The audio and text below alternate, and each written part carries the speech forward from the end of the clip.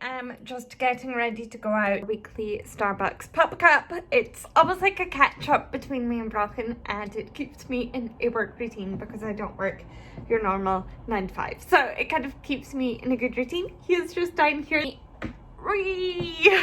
Sorry, Brochan. Brochan's looking out the window, so if you're wondering what he's doing, he's looking out the window. Mwah! I didn't vlog yesterday because we actually received some terrible news, and it puts things into perspective, and I just wasn't really in the headspace. I also have that massive internal guilt that I should have vlogged it because that's real life, and that's the whole point of a vlog, is I'm meant to be showing my real life.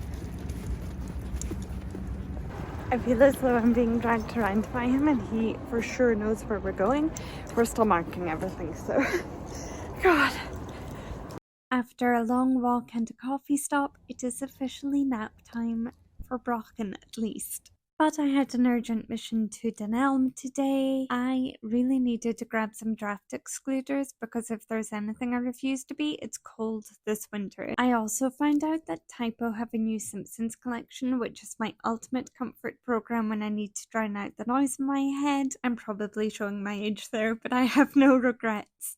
They have so many cool pieces, and I actually bought this little Ralph planner for next year. Next stop was Sainsbury's, and I couldn't resist picking up these gingerbread Oreos that I spotted in the store. But now it's back home, settling in with some more Buffy and chocolate. It's definitely too late for a Christmas film tonight, but there's always tomorrow.